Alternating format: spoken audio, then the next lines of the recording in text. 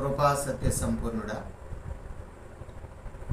అబ్బా తండ్రి రబ్బూని నాయనా, మీకు వందనాలు, మీకు స్తోత్రాలు స్తోత్రాలు స్తోత్రాలు స్తోత్రాలు స్తోత్రాలు తండ్రి.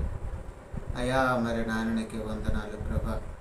అయ్యా మరి నాయన, మీరు నాయన ఈ భూలోకానికి వచ్చినప్పుడు నీ శిష్యులు నీ రాకడ సూచనలు అడిగినప్పుడు, మరి రాకడ సమయంలో యుద్ధాలు జరుగుతాయని, దేశం మీదకి దేశం, రాజ్యాల మీదకి రాజ్యాలు లేస్తాయని, ఇదే రాకడ సూచన అని మీరు మాట్లాడి ఉన్నారు.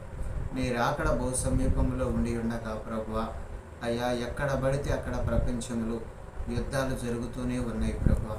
అలాగే ఈ సమయంలో కూడా మరి నీ ప్రజలైన ఇజ్రాయెల్ దేశం మీదకి ఇరాన్ దేశం, అలాగే అమెరికా దేశం కూడా ప్రభా, 3 దేశాలు కలిసి యుద్ధాలు జరుపుకొనుచుంటుండగా అక్కడ ప్రభా ప్రాణ నష్టం, ఆస్తి నష్టం ఘోరంగా జరుగుతున్నది ప్రభా.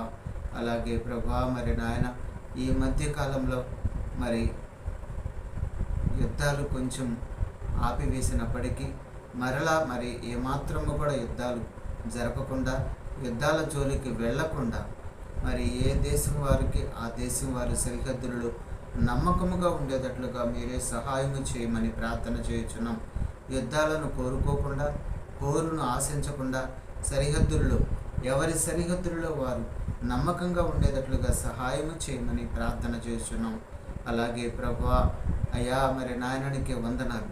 రాబో తరం వారు యుద్ధాలంటే ఏమిటి అని అడిగేటట్లుగా మీరు యుద్ధాలను మాన్పివేయమని ప్రార్థన చేస్తూ, ఈ సమయంలో యుద్ధాలు జరుగుతున్న ఇజ్రాయేలు, ఇరాను, అమెరికా దేశాలలో మరి అక్కడ శాంతిని, సమాధానాన్ని నెలకొల్పమని, యుద్ధాలు పూర్తిగా ఆగిపోయేటట్లుగా పెద్దన్నలు కూడా, ప్రపంచంలో నిలిచి ఉన్న పెద్దన్నలు కూడా మరి నిలబడి యుద్ధాలను ఆపేటట్లుగా, సమాధానపరిచేటట్లుగా నీ కార్యము జరిగింప చేయమని యేసుక్రీస్తు అతి శ్రేష్టమైన నామములో మా మనవులన్నీ కూడా అడిగి వేడుకొని పొందుకుని ఉన్నాము తండ్రి.